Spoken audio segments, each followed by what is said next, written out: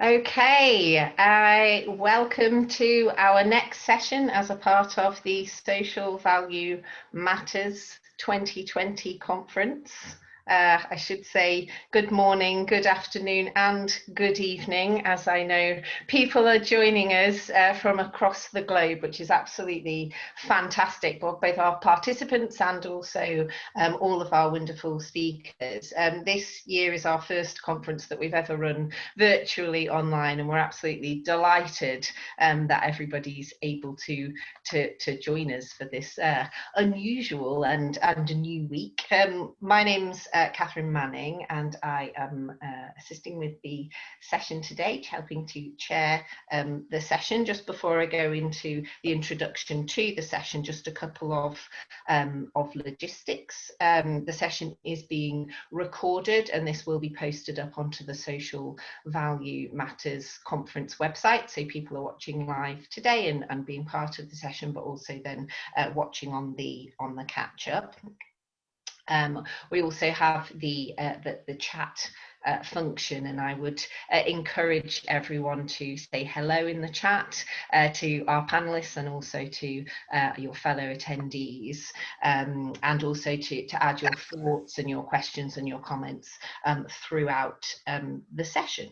So that's enough of the actual logistics. So I'll move on to our wonderful session today. So today's session is called Social Value, Humanitarian Aid and Conflict Zones, Lessons from the Ukraine. The session is being run in collaboration between Envoy Partnership and the Rinat Akhmetov Foundation. Now, I'll try to pronounce that correctly, but I'm sure Jock will be able to tell you that with a much better accent than I. And together they've completed the first social value study of a humanitarian aid intervention, and today's session will explore the social value created for the people of Donbass by the Food Aid Initiative. The application of social value principles to the humanitarian aid and the challenges of evaluation in a conflict zone. So now a lot for us to be able to learn today through this session. We have three speakers today. Our first, Jock Mendoza-Wilson, who's the Director of International and Investor Relations for the Rinat Akhmetov Foundation. Jock will be talking about the impact of the conflict in Donbass and will introduce the Foundation's humanitarian work. We then have Oliver Kempton from Envoy Partnership. Oliver will talk about how they applied the principles of social value to the humanitarian aid initiative in Donbass, some of the challenges they faced and the results of the evaluation. And finally, we have Jeremy Vettervold, who's the country representative of impact initiatives in Ukraine. Jeremy will talk about the current situation in Donbass and the impact of COVID-19. We have 90 minutes for today's session, including plenty of time for questions at the end. So I once again, I do encourage you to say hello, share your thoughts and comments and your questions into the chat box, and the speakers will be picking those up throughout, or particularly at the end of the session when we'll have the dedicated time to be able to address those. So that's enough from me. Quite enough from me. And I shall now, I'm very pleased to be handing over to Jock to be starting off our session and our first presentation. So Jock, over to you.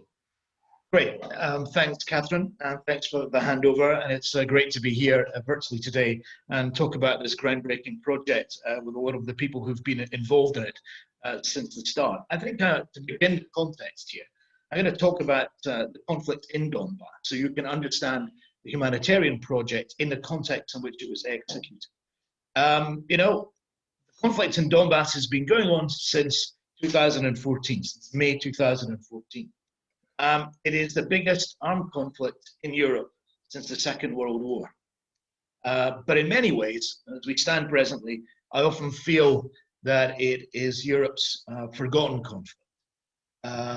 But it has had a significant impact on the region, particularly on the citizens of Donbass. Now, the region where the conflict rages is a 20,000 kilometer territory in the east of Ukraine, next to the Russian border, and it impacts the lives of over 5.2 million citizens. The conflict began about May 2014, but by February 2015, we'd moved into the stage where there was an international mediation. And thank goodness, a ceasefire agreement was signed. And now the warring parties, which is the government of Ukraine seeking to defend its territory from the Russian-backed separatists in the east, the contact line, which is a 427-meter long contact line. I think we're just going to have a slide which shows the graphic of that in a second. The contact line separates those two forces. And the length of it, to give you a sort of indication of the geography, the length of that border is the length of the border between Germany and France. So it's a significant territory and a significant length of border under control. And now we have on one side the government-controlled territories, normally known as the GCA, and on the other side the occupied territories, which are known as the non-government controlled areas, as you can see on the map that's just come up. In between, which is the hatched area in the map, is the grey zone. The grey zone is the non-occupied territory, not controlled by either party, which separates the two parties in the conflict. And now, despite the fact that we've had officially a ceasefire since February 2015, the fact is that along the length of that contact line dividing the two sides, there still continues to be at present outbreaks of shooting and shelling most days. And to place it in context of the size of the conflict and the ongoing impact of it, you know, the region, the Donetsk region, and around that contact line is the third most landmined region in the world, with significant casualties flowing from that. If we can, I just want to talk about now the humanitarian costs. You can see an array of images there looking at the impact, but ultimately, when you have a conflict, is measured in human suffering, in casualties, and in lives lost. And according to the United Nations Office of the High Commissioner for Human Rights, since the conflict began, 13,000 people have lost their lives and 31,000 have been injured. So over 44,000 casualties to the present day. And that number continues to increase. The big impact has also been, as you can imagine, with such a conflict, on the lives of citizens. The war in the east of Ukraine has affected the fate and lives of over 5.2 million people. I want to put that in context, particularly for Europeans. That is the size, that population is the size of a country like Norway, or of my own native country of Scotland. And it continues to impact on their lives. I mean, 3.4 million people, according to the UN's report on humanitarian needs in Ukraine, 3.4 million people require help. And of that, about 500,000 of those are children. Because of the conflict, 1.4 million people are internally displaced in Ukraine and have had to move to other parts of the country, remain either in youth accommodation or in temporary accommodation. And up to 1 million require food support and assistance to be able to, you know, manage some of the most basic needs of human lives. And it's not, the infrastructure also has been severely damaged. Disruption to the food supply, disruption to water supply, as well as to heating and medical care. So the existence, there's also the requirement that for IDPs, they have to register. And they have to register in Ukraine in order to receive benefits. And very often they have problems in crossing the contact line to receive those benefits. So many of them are without even the most basic of incomes. And this leaves millions with a shortage of food, healthcare, access to education, access to hospitals. And as we enter into the winter period, you know, people face freezing temperatures, often going down below -20 degrees with little or no access to heating. So that's a kind of shape and size of the challenge that we faced, that the humanitarian community has faced, and that the foundation has faced in the east of Ukraine. Now, before I go on and talk about our projects, I'm going to talk a little bit on the next slide, please, Jeremy. Oliver, can we look at that? But a little bit about the foundation itself. And Catherine, you did pronounce the name quite well. The foundation was set up by the Ukrainian businessman and philanthropist, and who's also the president of Shakhtar Football Club, Rinat Akhmetov, who's my boss and who I've been proud to work for the last 15 years. He's also, his wealth comes from being the owner of System Capital Management, which is Ukraine's largest business, but is an investor not only in Ukraine, but also in Europe and the United States and in the United Kingdom. And our business has about 500 companies and over 1,500 employees. But an important point is Donetsk was his home city. Donetsk is his home region. Donetsk is the place where Shakhtar Football Club was based. Donetsk is the place where I was working when this conflict began. Donetsk is his native land, and the people from Donetsk are his native people. So this is about, in this particular project, humanitarian food aid, it was about helping people that we knew well, in many cases, friends, neighbors, employees, colleagues, who were caught up in the consequences of the conflict. The foundation wasn't set up to deal with this issue. Actually, it was set up some time ago, back in 2005, and it carried out a number of programs successfully since 2005 up until the conflict. In fact, we've executed 70 programs in the areas of humanitarian issues, education, healthcare, support of orphans, and so on. So the humanitarian mission that we've been on since 2014 is really an outcome of 15 years of professionalism and commitment to humanitarianism. Really, what we tried to do to begin with when we set up the foundation was help systematic change in Ukraine to improve a developing country and improve the lives of its citizens. And one of the first things we did was put in place a system to deal with a screening system to deal with tuberculosis, which was a major cause still of death in Ukraine. We also introduced a new cancer screening program, providing the state health service with the latest technology and in terms of cancer screening and in terms of diagnostics. And we've also, in the past, we continue to help children. It's an important part of the passion of Mr. Akhmetov. And one of the things we saw in Ukraine was a high number of children homes, which was typical in Eastern Europe and in the former Soviet Union. But through our long-term commitment to helping children who had suffered orphanhood, we've so far been able to move 10,000 children since the launch of the program into families over the past 15 years, which is an achievement that we're pretty proud of. Overall, we are the largest private sector philanthropy organization in the country.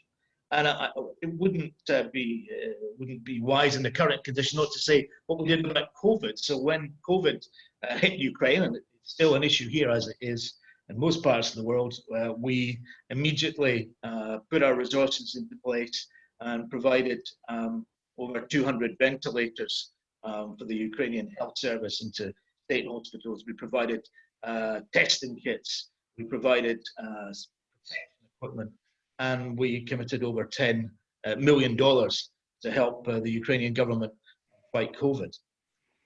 But, let's go back to the core part, which is what are we doing? What did we do in terms of providing a response to that humanitarian crisis that took place in Donbass from 2014? Next slide, please. The impact study that we're talking about focused on our food initiative. In 2014, this conflict meant that, I don't know if anybody here has been involved in conflict. Regrettably, I have. I was in Donetsk at the time, and everything stopped. Food supply chains ceased to function. Markets don't function. People can't get access to food. They're frightened to leave their accommodation. Their incomes stop. They have no opportunity to live a normal life. And one of the most basic needs of citizens is access to food. And we recognize that, and particularly the access to food amongst the most vulnerable groups. You can see on the screen now pensioners. Pensioners were disproportionately impacted by the conflict. And we recognized that we had to ensure that we got food to them as quickly as possible. And we put in place a systematic response to this. In some ways, we're fortunate. The organization is organic, it's native to Donetsk.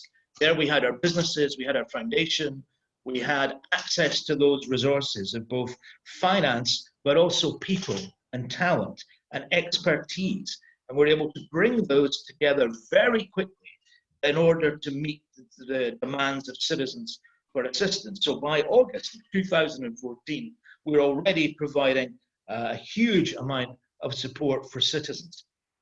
And I'll go into the overall numbers in a moment. If we could have the next image, please. One of the first tasks in conflict is helping those escape the threat of war. And one of the first things we implemented at the time was helping over 40,000 residents of conflict-affected Donbass actually get out of the territory into safe government-controlled Ukraine. And there you see a picture of one of the buses that we used. The word there in Russian, deity, is children. And that bus is full of children who are being evacuated from the territory under the hail of war. We had evacuated 15,000 children, 40,000 residents in total, and took them into safe government-controlled Ukraine. And where necessary, we provided them with accommodation. We provided accommodation for about 7,000 people, and we provided them with some medical care, some board and lodging, so they could begin to establish themselves in their new territory. And we also provided them with some basic finance to help their needs. This was a major initiative, and you know, you can imagine when you're under the threat of war, its ability to move into a safe space, even if it means fleeing your home, is crucial. Can we go on to the next slide, please, Oliver? Your children are always disproportionately impacted by conflict. And what we put in place was a detailed program to try and rehabilitate them, either physically if they suffered from injuries of war, or for many of them, trying to help them recover from the psychological trauma, from the post-traumatic stress syndrome of being in a conflict situation where your school lessons are interrupted, possibly, and you flee into the basement to avoid the impact of the conflict. So we began that in about October 2014. We launched the Training to Train program. We were able to pull together and train over 250 Ukrainian psychologists to deal with these children, to give them the opportunity to overcome the fear that they'd suffered being impacted by conflict. And we brought in experts from Russia, from Israel, who had already had this experience of dealing with conflict. Let's go on to the next slide here. So let's talk here quickly before we move on to Oliver about what did we respond to, what was the needs in Donbass, and how do we respond, particularly from the point of view of our food initiative. Now, as I've said, we had about 3.5 million who needed 3.5 million who needed assistance. And we launched this food initiative to deliver food. Either citizens could collect the food from us once they'd registered, or we would deliver to them if they were unable to get to the collection centres.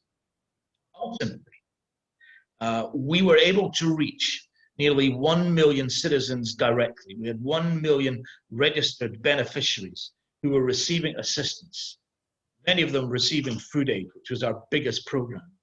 In fact, over the period of the program, we distributed a quite remarkable 12.5 million food packages to citizens, over 900 of them specifically tailored to meet the needs of children. So this is an enormous logistical organization.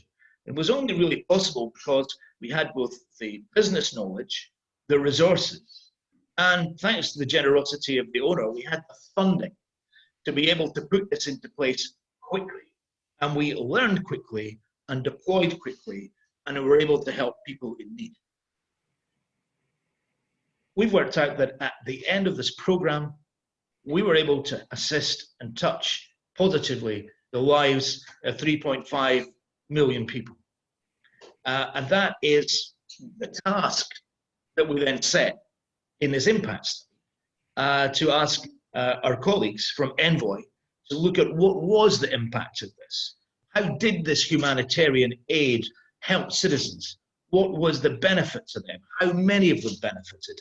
And in what way?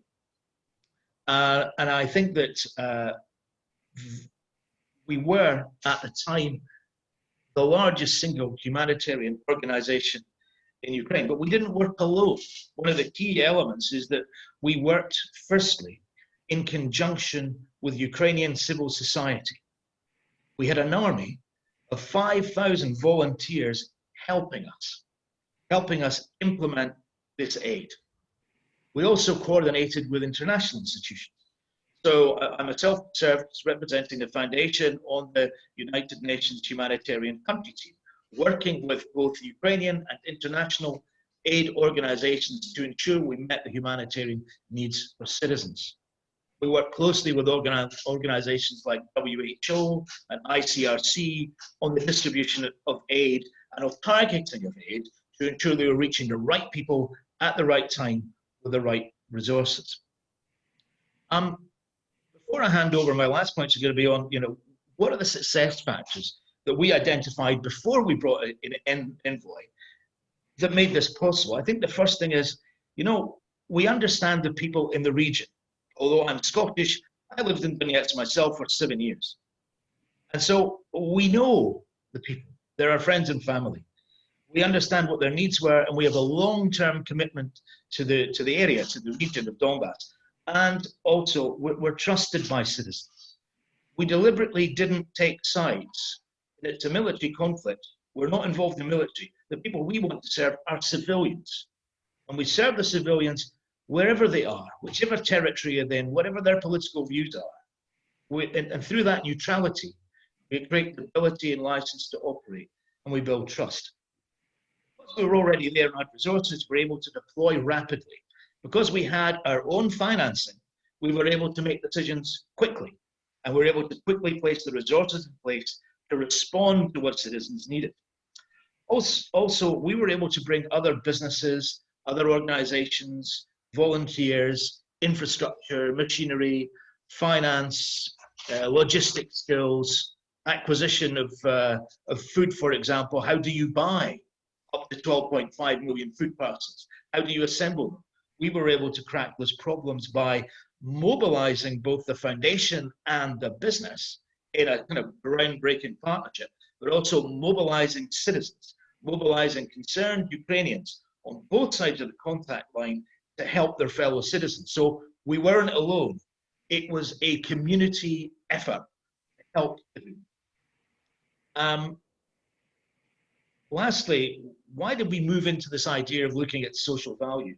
Like, whether it's in business or it's in a foundation, we've also always worked on the principle that we should employ the best practices we can, to work in the best way, to learn from best in class and ensure that's instilled inside our organization.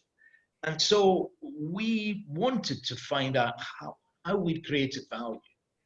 And we felt that looking around, the best thing was to look at how we created the social value and to be the pioneers in applying the measurement of social value, not only in Ukraine, but also I think the first in the world to apply it in its context of a humanitarian program. And we hope that others will learn from this experience, both in Ukraine and in other conflict zones, see how humanitarian actions can create social value for citizens. And for us, the most important thing is, it's not the numbers, it's people. What difference did we make? How did we help them? And through that, we try and place people first. That's from my contribution for the moment. I'll come back a little bit later, but I want to pass over now to Oliver, who is going to take you through the details of how the study was conducted and what the headline findings were. Oliver, over to you. Thank you very much, Scott. Thank you, everyone, for coming along today. I'm Oliver Kempton. I'm a partner at Envoy Partnership, and we've been working with the Rinat Akhmetov Foundation for about a year now, looking at the study of the Food Aid Initiative. And Jock's outlined the various different ways in which the foundation has worked and helped people in Donbass. We're looking specifically at the food aid components of that now. And I want to start by talking about the approach that we took, the approach to the social value study, and trying to compare a little bit to what usually happens, the focus of most humanitarian aid evaluations, and because we're drawing on social value, how ours was a little bit different. So hopefully you can see on your slide there, typically humanitarian aid evaluations are focused on the quantity of aid. We were trying to say what's the impact of that aid. They typically look at the number of people receiving that food aid. That was an important element for us, but Jock's already mentioned the 3.5 million people who benefited in total and the 3.2 benefiting from this initiative. We looked to explore how many people that food was shared with, how many people ultimately benefited. As well as looking at food security outcomes, so being able to feed yourself and your family and not being forced to move away and things like that. Also looking at the well-being outcomes. What did this actually mean to people's sense of well-being? And then finally, Jock was mentioning about the focus on people. And our study is very much centered on stakeholder experiences. It's drawing on the principles of social value, which include that involvement and that centering of stakeholders, rather than just our program objectives. So that's what we were looking to achieve. And I think that it's important to think about how were we able to do this? What were the features of the program itself that meant that this was possible? And I think that the fact that the foundation had a relationship with the beneficiaries, so the foundation knew who they were, had contact details for them, was able to reach out to them, and that meant that we had people we could contact for the study. Also, the long-term commitment to the area. A lot of providers of humanitarian aid often move into an area in an emergency and then move on again fairly quickly. There may be very good reasons for that, but the foundation was focused on the area for some period of time. And that meant that we were able to follow up with people sometime after they'd received the food aid and explore the impact. And then finally, the scale of the initiative. I think the fact that so much food aid was delivered meant that the beneficiaries were able to distinguish it from other sources of help that they might have received. And that enabled us to really unpick the impact of this particular project. So I'm going to talk a little bit about the methodology and some of the elements of it. I'm not going to talk about every single factor that went into the calculations, because we'd keep you here all day if we did that. But firstly, it was underpinned by two primary research phases. And those of you who are familiar with the methodology of social value and SROI will know all about this. So there's a qualitative research phase. Here it was really important that we had the opportunity to speak to people who received the food aid, benefited from it, and understand from them what difference it made to their lives. So we ran a number of qualitative research interviews. Now they're mostly conducted through our local research partner, the Kiev International Institute of Sociology, who I'll refer to as KISS for short. We did some ourselves as well through a translator over Skype and so on. This is kind of pre-Zoom days. And so we got a direct understanding as well, but we needed a local research partner who could speak the language or the languages and was able to do that for us. And then we did a survey. This was a telephone survey for beneficiaries and then an online survey for volunteers. And there were a number of challenges and limitations for the study as well. This is, I think, the case of all studies, but some specific ones here. So face-to-face research was not practical. We did explore that. We even did a couple of pilot interviews, but ultimately there was too much of a risk to researchers' safety in the conflict zone. And we were conducting this research in the kind of autumn, winter last year, and some of the settlements were fairly remote, and that was made more so by the conflict, and actually accessing them became difficult because of the winter months, because of the conflict, because of challenges with roads, things like that. And then also keeping in touch with recipients was challenging, partly because people would change their phone numbers, but also there were some concerns about whether research was permitted as such. So there was an instance a little bit before our research where the de facto authorities in the non-government controlled parts of Ukraine, there was a pushback against some polling that had been released, and people were concerned about whether taking part in research was allowed or not. So we had barriers like that that I think are specific to these kinds of conflict zones. And then a couple of things that I think are true of most evaluations. We were relying on beneficiaries' recall of the impact of the aid, and also judgments about the counterfactual, what would have happened anyway. And I think that can be a challenge in lots of situations, but people were provided with food aid. We were asking them what do they think they would have done if they weren't provided with that food aid. Now people were able to try and address that question, tackle it, unpick it, but of course it's always a challenging question to know what you would have done in a different situation. Fortunately, we were able to supplement that with insight from other partners, and Jeremy was one of them, who could talk about the impact of what happens when people aren't able to access that food aid, how that affects society. So we were able to build a decent counterfactual, what would have happened anyway. So a little bit on some of the numbers. We quantified how many people actually impacted. And on this table, on the left-hand side, you can see the different groups who were the focus of the food aid. So just to unpack a little bit of the terminology there, GCA refers to the government-controlled areas and NGCA to the non-government controlled areas. So you'll have seen from the maps that Jock showed that parts of them are under direct control of Ukrainian government, other parts are not. And then 3 core groups that the foundation targeted: older people, people with disabilities, and families. And you can see the number of direct beneficiaries, the people who were given food aid directly. And then we were able to unpick in the research how many people they shared with, how many adults, how many children.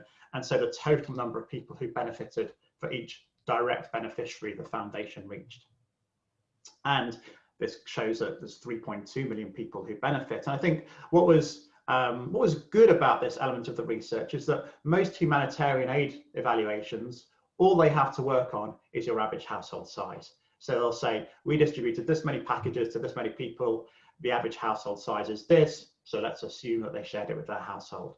Actually, what we were able to uncover is that people were sharing with their family, but also with other neighbours as well. There's a community effect of sharing of that aid, and I think that was an important element of it. And then we asked people about the benefits of the food aid, and we're going to explore this both from a top of mind perspective, but also when we probed on various different elements of the food aid.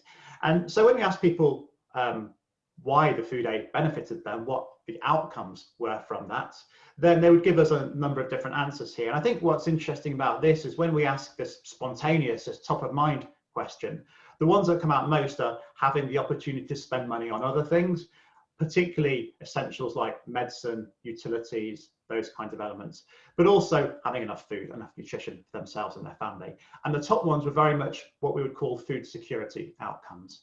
I think the quote on the left here indicates this. I was pregnant, I was receiving packages, and after the birth of my child, I was receiving assistance for my baby.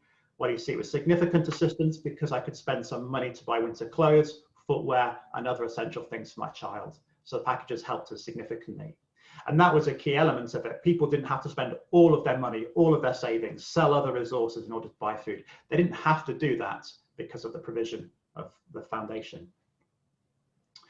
But what I think was particularly interesting is when we dug a little bit deeper into it and said, well, what does that mean? And we had a series of what we asked at in the qualitative interviews. And then in the survey, we had a series of statements that people were asked about. And when we said, how much do you agree or disagree with these statements? The ones that come out top are actually to do with people's well-being rather than food security. So people feeling less isolated and feeling that they were cared for, they hadn't been forgotten. Someone was still thinking about them despite the fact that there's conflict raging around them. Those were the ones that actually came out most strongly. And I think this quote from somebody on the non-government controlled part of the conflict line really sums that up. Yes, it helped because you understood that you were not alone, that someone thinks about you, they care, that you're not left to the mercy of fate. And for me, that really sums up these well-being elements of the impact of the food aid as well. So bringing those different elements together was really important for us. So when we looked at the food security outcomes, just a little bit on that, we were trying to explore, well, what might have happened? I've mentioned the counterfactual already. And we're looking at the people who said that they could not have fed themselves or not have fed their family without the food aid initiative, and that's what you can see in the chart there. And trying to calculate the likelihood of taking different routes, what would they have to have done instead? Well, roughly 20% would have had to leave their home, they'd have become displaced people. About 40% would have been unable to buy other essential goods, so particular medicines, as we mentioned, and 41% would have faced starvation conditions and would have actually gone without food or gone without enough food or gone without the right kinds of food. And so a very significant number of people, therefore, would have faced very well, dreadful, awful circumstances without the food aid. So the well-being side of it, we use, some of you will be familiar with the scale, the Warwick Edinburgh well-being scale. We tried to explore with the different groups of people how much the food aid impacted their well-being. And you can see here the 7 different Warwick Edinburgh metrics. And this is for people who were still receiving aid when we spoke to them, their well-being now, and their well-being if they had never received aid. And on all 7 of those metrics, there's an improvement. But in particular, I think, interestingly, the one on the left-hand side, feeling optimistic about the future. And to feel optimistic about the future must be difficult when you're living in the middle of a conflict and when your town, your village, your settlement, your livelihood has been torn apart. And I think the fact that the foundation was able to make such a difference to that, I think goes a long way to kind of explain why that well-being was really important. And so finally, what did this all mean when we did the social value calculations? Well, the food aid created over $1 billion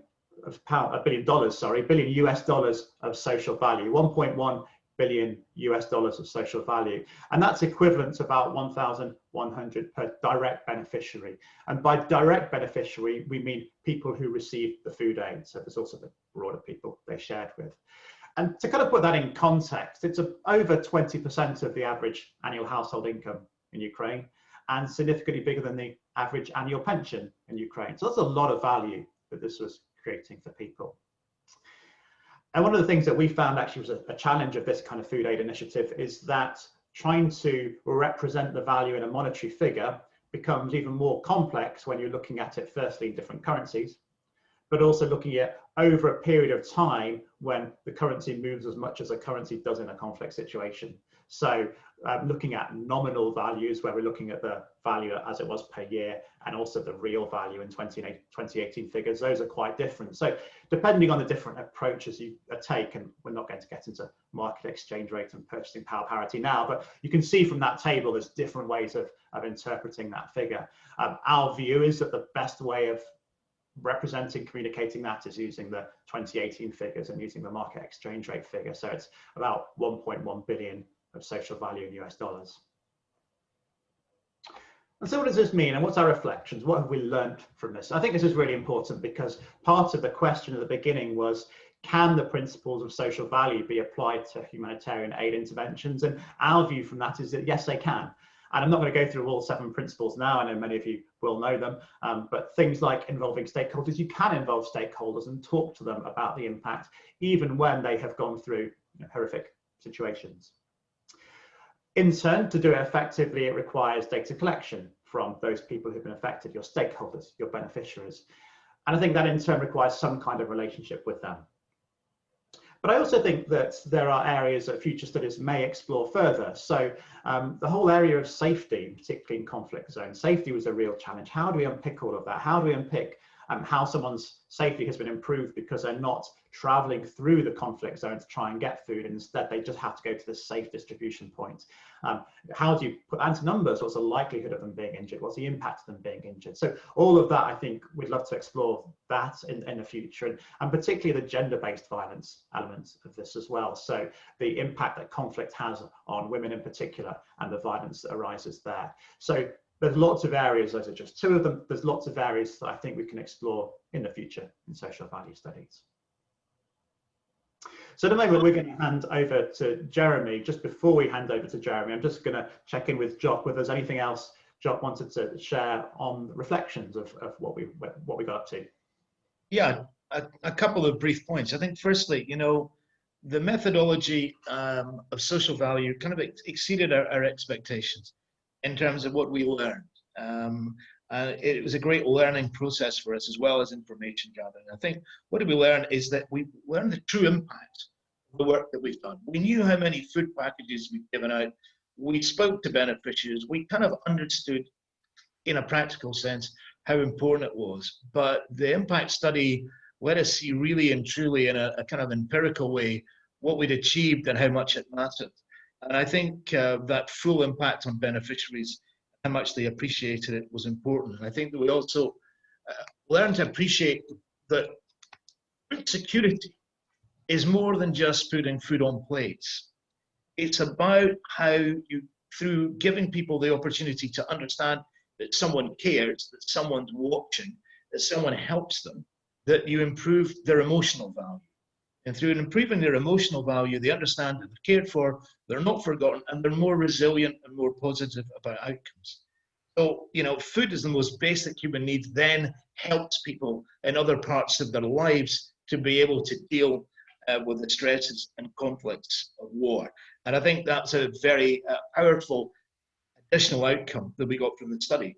The other one is how important it is when you're structuring a program to have great data on your beneficiaries, which wouldn't have been possible if we didn't know each beneficiary individually and have their details. So data, as in many things, if you want to know whether you're successful or where you fail, you're going to have good data, and great data is crucial to checking on your outcomes. And those are two big takeaways that we have from this. And I have to say, the final takeaway that, you know, people's value was around about per head, around about $1,000 is marvelous, because we know that those $1,000 that they had in value and in support was crucial, helping them overcome the huge challenges that they face. And, you know, as I think said, that's 2 times more than the average annual pension in Ukraine. So it's a big help to people. Thanks. Over to Jeremy. Great, thank you. I'm going to stop sharing my screen now and over to Jeremy. Also, thanks to Jeremy for your help during the study as well, which was really important for us. Jock mentioned all the different partners they worked with, and Jeremy was one of the key ones in helping us with the evaluation as well. Thanks, Jeremy. Great. Can you all see my screen now? Great. So thanks a lot, everyone. Very interesting introductions by Jock. I myself, having worked with you for the past 4 years, have learned a lot about the action, so that was really good. And Oliver, quite impressive stuff. And here, coming as impact for the audience, we are probably one of the biggest data collection entity in Donetsk and Lugansk, doing research over the past 4 years. And basically very interesting to see the approaches that you've taken in terms of data collection in a very, very complex data collection environment. So what I wanted to do in my presentation, so I'll just briefly introduce myself. I'm Jeremy Vetterwald. I'm the country representative for impact initiatives, I think in Do Tank, that helps the humanitarian agencies and development agencies gather robust evidence in crisis and recovery contexts. And today I wanted to have a bit of a thought on what were the implications of the current contexts on the well-being of people in Donetsk and Lugansk, and how can social value thinking actually help in designing better programs, more impactful programs. So just a quick background, I'm not going to repeat too much of what Jock has said, but I just wanted to give you a first visualization of how the conflict evolved over the course of the first year. It was a very violent conflict in a highly dense environment. If you go to Donetsk, you see it's a massive city, about 1 million people before the conflict, taking its broader agglomeration, about 2 million people. And you have to imagine conflict in this very dense environment. And so when you look at the current situation, as Jock mentioned, there's still a lot of fighting occurring on the line of contact. It's an active conflict. Often it's mentioned as one of these Europe's frozen conflict, but it's not. There's still a lot of shelling and a lot of small arms fires along the line of contact. Some positive developments over the summer. We've seen that COVID has led to a drop in conflict intensity, but as the data shows, we still have conflict along the line of contact, and reminding you that these are highly densely built urban areas, therefore affecting huge amounts of people. So when Jock is mentioning these 3.5 million, it might seem a lot, but in a region the size of Donetsk city, the size of Donetsk and Lugansk, it's not that much. Donetsk and Lugansk pre-conflict around 6 million people. I come from Switzerland, 7 million people, so it's pretty much the size of my country, give or take a bit. So as Jock mentioned, there's the non-government controlled areas. These are the blue areas here, and the government controlled areas in white areas. And these red areas you're seeing is still areas where it is sometimes difficult to access, and there is still fighting. But as I mentioned, the conflict happening in these densely built urban areas created a lot of displacement, of course. So the UN estimates between 800,000 to 1 million stable IDPs, so people that have moved and settled in other areas of Ukraine. But a lot of them, the majority of them, settled in Donetsk and Lugansk, so didn't move too far away from their area of origin. And that is generally because they have a lot of family links that weren't able to move with them. So a lot of the profile of IDPs you will see are younger people that moved to cities where there were better opportunities, but had unfortunately to leave family members behind who weren't willing to move. And so if you look at the population distribution of Donetsk and Lugansk, it's very important to remember that the major urban centers of the regions are now in non-government controlled areas. So Donetsk city, which was the largest regional city, is now in non-government controlled areas. There's also Lugansk city, which was the capital of the other oblast in the east, which is also in non-government controlled areas. And this has a lot of implications on service delivery. So we did a mapping exercise a few years ago trying to understand how people were accessing healthcare services before the conflict. The graph on your left here, let me just try something here. My laser pointer, does that show? So on the left, you see where people were accessing tertiary or specialized healthcare services before the conflict in 2013, and you saw a lot of people going in Donetsk city. And the fact that you now have that de facto border, very few people reporting being able to access healthcare services in Donetsk. And it was exactly the same for employment opportunities. Jock mentioned you were working in Donetsk city. Donetsk was by far, as a city, the largest employer of the region. So I often use kind of a metaphor. I don't know which city I should take, but given the fact that we're in an Anglophone setting, I'll use London. If London from one day to the next was separated by the Thames, in a sense, you weren't able to commute between North London and South London, what would be the implications on your ability to work, visit your family, go to the airport, go to a hospital? I think that's a very powerful metaphor of what's happening in Donetsk and Lugansk. And so we tend to see these two areas as totally separate, on one side and the other on the other side, but the reality is much more fluid. During last year, we started mapping all of these crossings at the line of contact. So people living in non-government controlled areas, crossing the checkpoints and going to access services in the government controlled areas.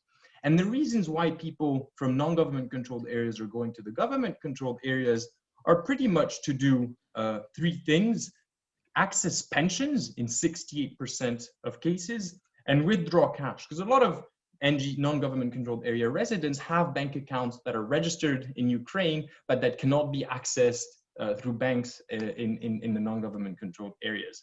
And the reason I'm telling you this story is that in terms of perspectives, COVID has really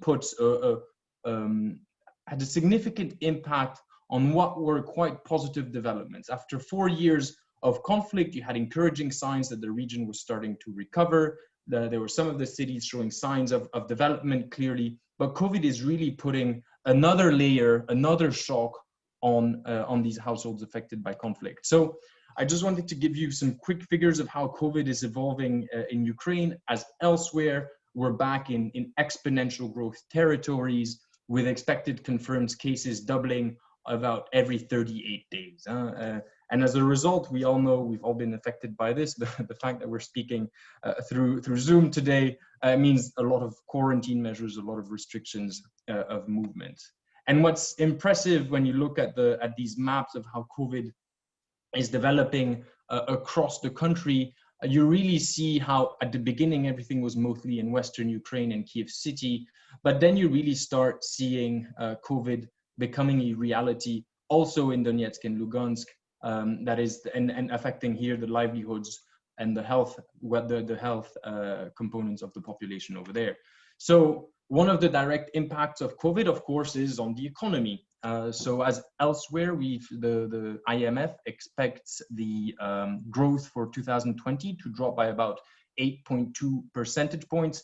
To give you a sense of comparison, it's slightly below what happened in 2050 directly after the war, and quite significantly below what was the 2008 crisis here, but still quite big drop in expected GDP. But what's very important to remember about Donetsk and Lugansk, and sorry for the late, the statistics of 2018, but that's unfortunately regional data is quite delayed in Ukraine.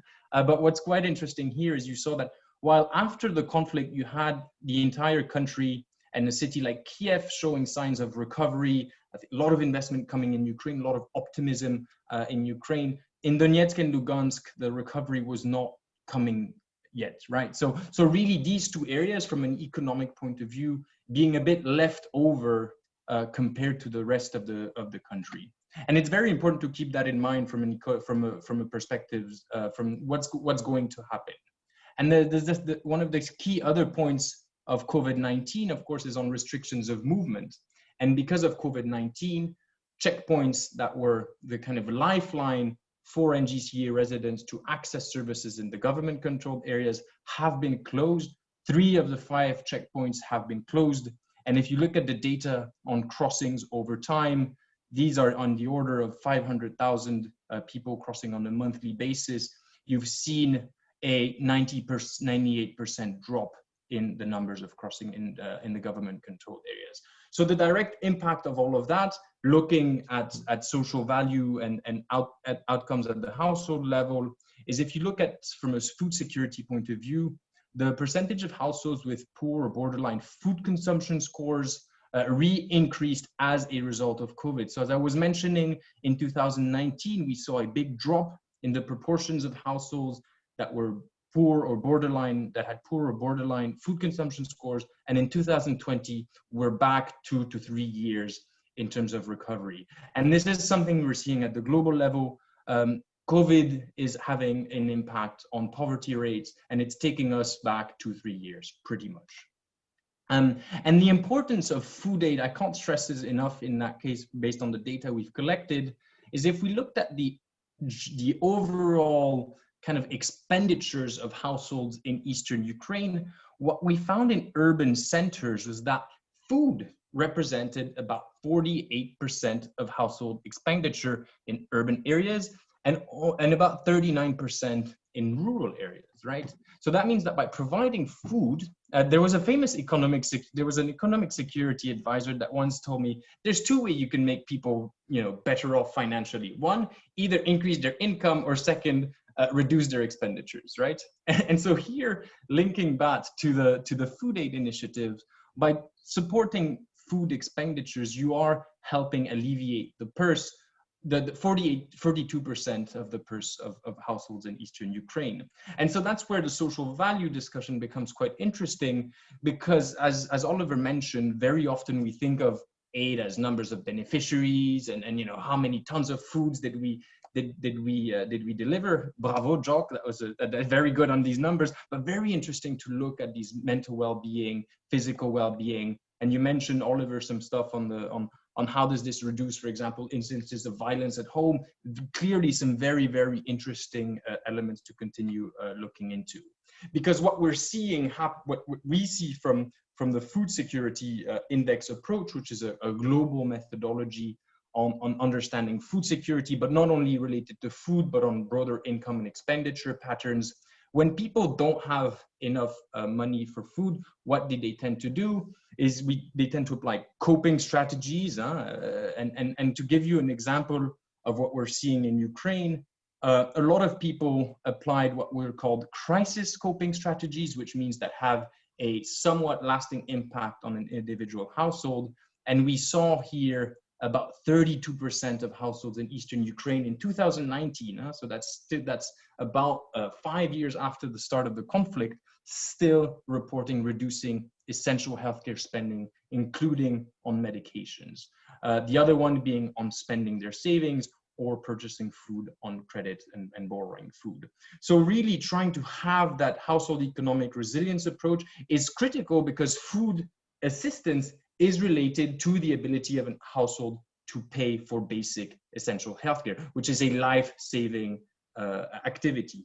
So really, in terms of my concluding remarks, and to bring a bit of our perspective to the debate, I think in times of crisis, it's becoming increasingly important to look at household economic resilience, and the study that Oliver presented is really a very positive way forward, and especially in the context in Eastern Ukraine, where we're seeing conflict shock and now pandemic shock. The replicability of what was done is definitely something to be looking into.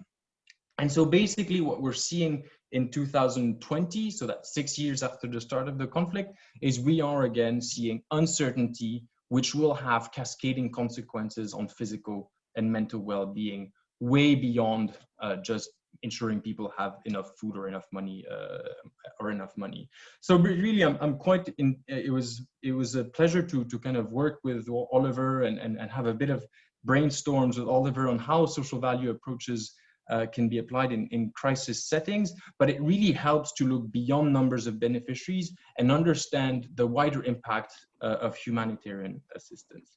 That's it from my side. I'm happy to take also any questions. Thanks a lot. Great, thank you. And we're going to jump into questions in just a second. But before we do, a couple of kind of final remarks from Jock and myself on kind of next steps, if you like. So please do throw in some more questions as we go. I'm just going to share my screen again. So hopefully you can now see, or now you can see slides again. So what are we doing next? One of the questions was, what have we learned from this? What might we do next? So one of the things that we're doing at Envoy Partnership is launching a thought leadership group with Social Value International on how we apply social value in these areas, humanitarian aid, also international development.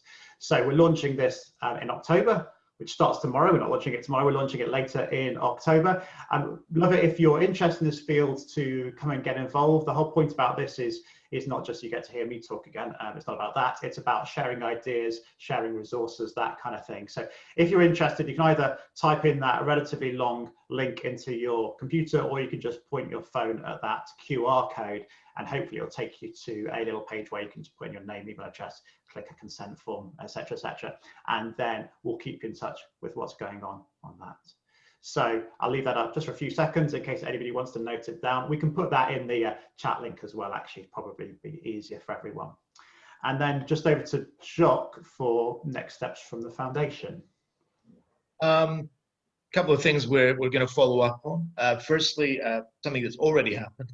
On the 22nd of September, we spoke to the Ukrainian expert community about the study and about social value. Joined us for that. On the 5th of October, we're disseminating the study and its findings to the academic, professional, and expert community. And then later in October, we're planning to hold another online roundtable, or even physical roundtable for those that can be in Kyiv, and we can do it in a socially distanced manner to actually discuss the outcomes of the findings. So those are the three things that we're doing immediately. And then if we can just go to the last slide from my part of it, and then we're about to launch in November a really, I think it's a fascinating project that we've been working on now for a year, and we're going to launch something called the Museum of Civilian Voices, because what we often find is the voice of civilians aren't heard in conflict, but it's civilians that are most heavily impacted, as we've seen in this conflict. So, you know, we've been collecting and cataloguing the experience that civilians have had as a result of the negative impact of conflict on their lives. And through that, demonstrating the importance of assistance. We need to know how they suffered, what were their biggest problems, how can we help?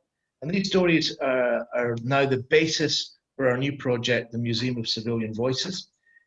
Initially, because of the conflict is still going on in the region, we cannot yet give a physical location to the museum, which we hope will happen in the future in Donetsk, when we hope that one day it returns to Ukrainian control. So to begin with, this will be an online resource, so you will be able to connect with it, and we put on there the QR code for any of those who want to have this. And I think also later will be our presentations that Oliver and I have gone through today will be available online for any of you who want to go in them further. So that's all from us from me at the moment, and I'll hand back to Catherine, who is going to chair the questions. And we hope you've got a lot of questions for the three of us.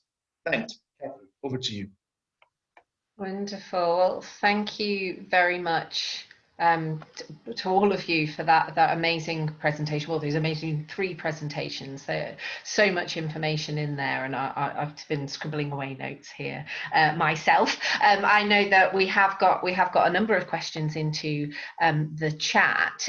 There's a few in here that sort of well, as you kind of expect with our practitioner community. So a few questions about the actual social value analysis and approach. So the first one here from Rosie around it'd be good to know how you developed your initial qualitative interviews, how open were your questions. She said, I know when we talk about this stage of research, we're often trying to complement the insight you could get from existing research and staff. So Oliver, I don't know if you'd be happy to sort of begin speaking to that point. Yeah, absolutely. No, it's a really good question. It was something that provided a challenge for us as well, because I think if you ask people about the impact of food aid, just like that, what difference did this food make to you, then actually the answers you're going to get back are very much about the very immediate impact of that food aid.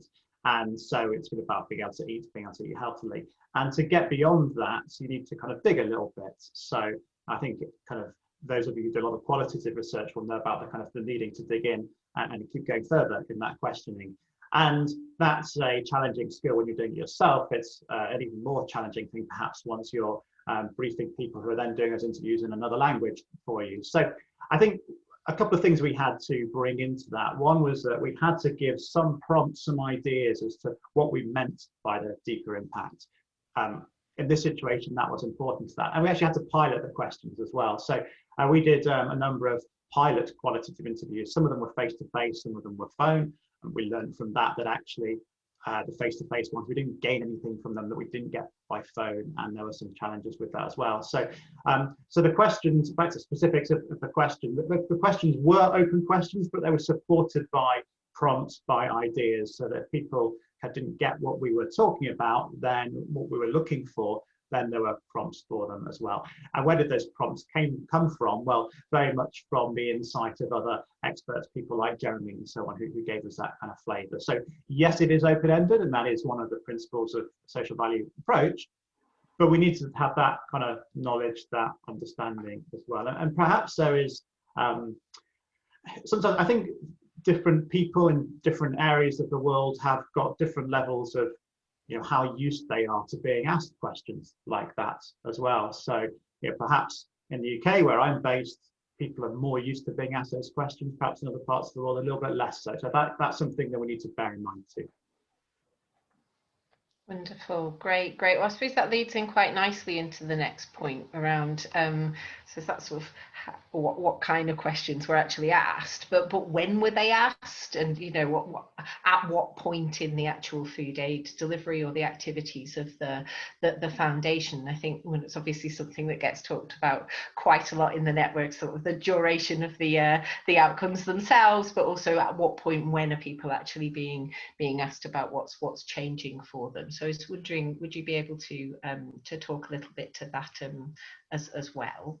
Yeah, no, it's a good question from Harriet, and a really important point as well about being able to recall it, but also perhaps not being right in the middle of a crisis situation. So the research itself was done at the tail end of last year. So I think we started in September and it ran till just before Christmas, and Christmas in Ukraine is celebrated a little bit later, but in that period. And the food aid itself had been provided from 2014 onwards, and a large amount of it early on. So for a lot of people, actually the aid ran into 2020, so the aid was still being delivered after we completed our research, but smaller amounts of aid. So there was a bit of a time gap. What we found from some of our pilot interviews as well is that if we spoke to people who'd received 1 or 2 food packages and it had been some time ago, then the recall wasn't very strong. And actually it made sense to focus on people who had received more. But people who had received more partly because so much of the food aid was provided by the foundation, a very large share of it was provided by the foundation, and because it was so important, meant that the recall wasn't particularly a problem. Actually, what was more of a challenge was what would it have been like without the food aid. That was the bigger issue, if you like. I suppose that we just said about when the actual studies were finishing and the food aid was being delivered up until 2020. So I suppose a quick question to Jock then, is the foundation still active, and are there still programs that are being run? I suppose that leads into one of the other points that was raised actually in the chat. So has the findings of the study actually changed things about the organisation and what you would be planning to do in the future? Will that still include some social value assessment as well? I suppose that's an extra little point from me. Okay, so first on the distribution of food, it began in August 2014, and it was at its peak up to February, March 2017. And the reason for that is that in 2017, the Russian-backed de facto authorities in Donetsk and Lugansk forcibly closed our humanitarian operations in the non-government controlled territories. It has kicked us out, arrested our people, closed our facilities, and refused to allow us to operate, and have continued to refuse to allow us to operate since. So at that point, that meant that we were restricted to operating on government-controlled territory in Ukraine, which is obviously, in terms of the need of civilians, is lesser than those in the occupied territories. So that you get that distance between when the aid peaked and when the research was carried out. But we're still distributing up to 20,000 food parcels each month up until this year, and we still provide assistance in terms of food aid and other types of aid to citizens in the conflict zones when required. And so, our viewpoint, our principle, is that we'll continue to operate where and when we can to provide people as long as they have the need. And so, from that point of view, it hasn't changed. The next part of your question, I think, was what is our viewpoint, having conducted this work with Envoy? It is that this is the way to go. We're already looking at introducing this into other programs that we operate. And we see this impact assessment and examination of social value as crucial. Like in other areas, this is the foundation, but we also have a business. In other areas, we always look to be as effective, efficient, and successful as possible and introduce the best global practices. Well, it's certainly clear to us that social value is part of that mix in philanthropy. So we will be in using this process of evaluation in other aspects of the work that we do as we develop our programs going forward. Fantastic. Well, obviously I'm coming from a social value network, so my biased opinion here is that that's wonderful news, and I'm very glad to hear that. But I'm glad to hear that there's learnings in there that make sense for being able to progress that through other parts of the organisation.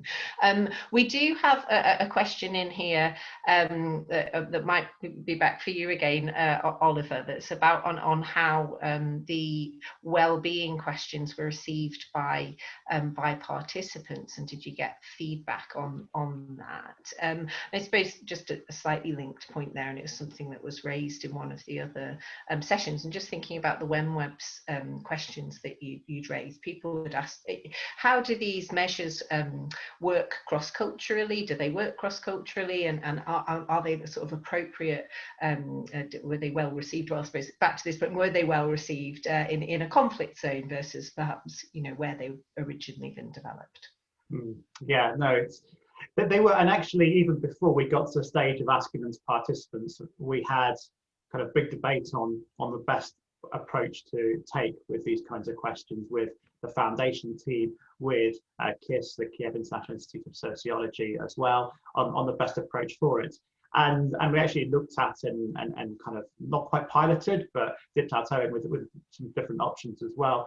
Now, one advantage of the Warwick Edinburgh mental wellbeing scale is that it has already been translated into Russian and validated, I believe, in Russian as well. So well, there's a head start there, that helps. But I also think there's a question about the concept of well-being, and do people get the concept and also the specific questions.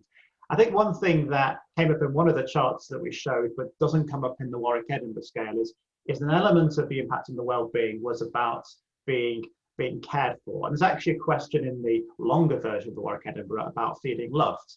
And that is one we put in the Russian version as well.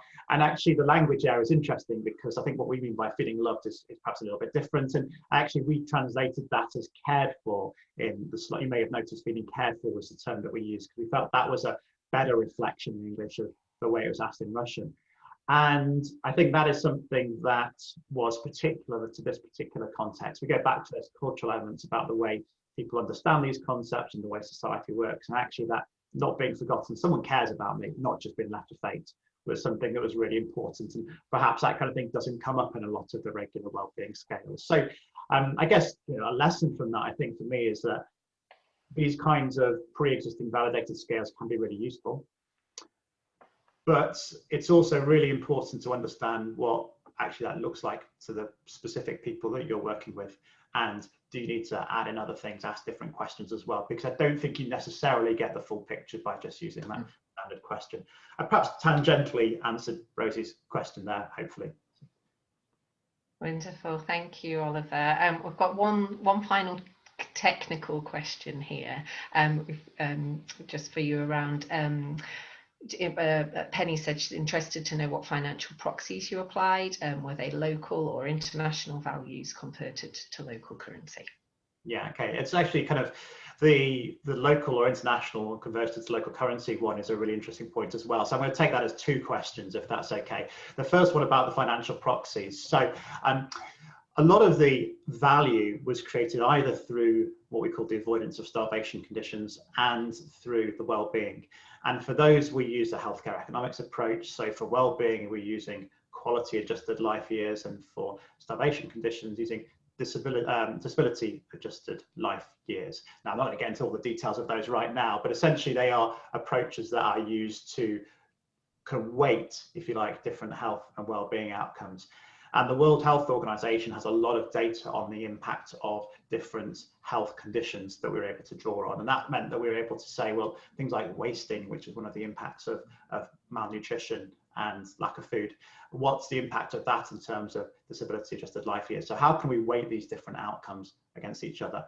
And also making sure that that also reflects what stakeholders are telling us as well.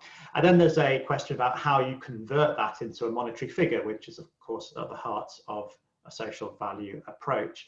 And there's in the full report, there's a whole section on the different approaches that people have used over time to do that. We use the human capital approach in the end, which in brief says that 1 QALY or 1 DALY is 2 times GDP per capita, which is, when we're doing work in the UK, there's a whole range of other ways of doing it, which are UK specific. And when you're looking at internationally and being able to compare with different things, your options are a little bit more limited on that. But that is the one that is growing in use and probably growing in acceptance as well. And then in terms of the local currencies or the international values, so it was kind of a combination, but all then converted back to the other one. So all of the international US dollars figures were moved back to local currency and vice versa. And that means, you may recall from that slide I showed with the values, whether you use nominal values or real values makes quite a difference actually. And that's something that I think when you're working in one country just with the local currency, that doesn't arise, but it does arise here, particularly thinking back to Jeremy's chart on how GDP has changed so much. Like the concept of what money is and what you can get for it has changed so much in the region as well. So yeah, a range of challenges there that we had to address for it. Wonderful, thank you for that. So we've got another question here from Andy. I think we've addressed the sort of second point around for the foundation and sort of ideas and terms for what's going to be happening next. But the first point he's raised, perhaps this is broadly to everyone, to Jeremy and Oliver, so please do chime in if you've got ideas or thoughts to share. So if you did this again, what would you like to do differently in terms of the social value impact research if more time and resources were available? I can answer that. Somebody wants to go first, though, because I've done a fair bit of talking in the questions. I don't know if Jockey wanted to, or Jeremy wanted to say anything on that first. I'll answer it quickly. I think that then pass to you, because I think you know, this was our first attempt at doing it, and the biggest learning that we took out of it, I don't know whether Oliver agrees, is that it's very hard to do this unless you've actually been very rigorous in the way in which you set up. You have to have data. If you haven't got the data, it's going to be very difficult to be able to, no matter what a good job you've done in reaching those in need, it's going to be very difficult to actually find the information you need to develop an impact study. So we, fortunately, because of the system that we used where we had named beneficiaries, were able to do it. If you hadn't done that, you couldn't do the study in the same way. You couldn't reach the conclusions. So data and clarity and keeping that data and having it organized is crucial if you want to conduct this type of study in any environment. And it's very difficult to do that in a conflict situation, as my humanitarian colleagues know only so well. But it is very important both for transparency and for later effectiveness studies to do that. And I think in Andy's question, he asked the second part, which is, what did we learn about scaling up in terms of mobilizing resources? Now, I think that's a good thing, because here it's about firstly creating an integrated team with clear lines of communication. We brought together business and philanthropy together in one organization. It was that clarity of our purpose, placing beneficiaries at the heart of it and making sure we delivered to them was important. So that was teamwork and clarity. And then resource. You don't have the resources. We have money, but money isn't enough. The most important resource is people, and committed people. So opening yourself up and bringing in civil society, engaging civil society, making them part of your organization gives a lot of power. And that's the multiplying power with a cash and clarity of purpose that creates an effective outcome. And I think that was crucial. And then the last point is, when in a crisis, there are lots of actors and they all want to help and they all want to make a difference. But you can stand on each other's toes. And if you do, you fail beneficiaries. So consequently, cooperation and coordination between different agencies to create a collective outcome. And in this case, we worked closely with WHO, with ICRC. We had a huge research project in Donbass on what citizens needed, that we worked with closely with our colleagues with Reach and Jeremy, so that all the data that we had was made available to all partners to understand the real situation on the ground. And we coordinated how we delivered our aid with all partners to ensure they were reaching the greatest number in the most effective way. So cooperation and coordination is one point. And this doesn't work in conflict zones unless you work on the basis of humanitarian principles. You need to be transparent, independent, and support civilians, irrespective of their political beliefs or their geographic location. Yeah, and if I can just jump in here, Catherine, because I think when we're thinking of research, very often we tend to focus on results because we want to have very powerful results to communicate impact. And then we sometimes are willing to cut a few corners in terms of research design, in terms of making sure that the research design is inclusive, that we do it with people that know the context. And I think here the timeline you were mentioning, Oliver, for that research, it was actually quite long, right? And I think that very often the mistake I've seen a few donors do is we want an impact evaluation within 3 months, right? And so that means the research design, terms of reference, all of the processes that make the study robust, inclusive, transparent are often skipped. And I remember that with Oliver and Rinat Akhmetov, we had 3 or 4 meetings before the study started. Then afterwards, the result, the data collection was done with KISS, which is a very, very reliable social research agency. So I think in terms of process, there was that consultation that happened, which made the adaptation, and we were briefly touching upon it on the applicability of global level concept in a Ukrainian setting. That's very key. And I think when we are doing these researches, it's very important that the people mandating it realize it takes time, and especially the design phase is important. Because it's better to shorten research, it's better to maybe shorten reporting times, but design is critical in ensuring robust studies. Fantastic, thank you very much, Jeremy, as well. Now, I think we've come to the end of the questions from the chat. But if anybody does have anything else that they would like to ask, either type it into the chat, or you're very welcome to unmute yourself and dive in as well. I welcome anybody to ask any final points, or if there's any final comments that any of our speakers wanted to highlight that they haven't had a chance to be able to say throughout the session. Just thank you to Catherine and to Social Value International for hosting all of this, I think, from me. Oh, wonderful. Well, I'll take that. Certainly take that as a final comment there. Thank you, Oliver. Right, well, thank you once again to everybody for joining us today. I think Oliver shared the serve for the or the sign up for the Humanitarian Aid and Social Value group that SVI are running. If you've got any questions about that, then do reach out to any of the Social Value International team, or to Oliver, and we'd be very happy to answer any of those points.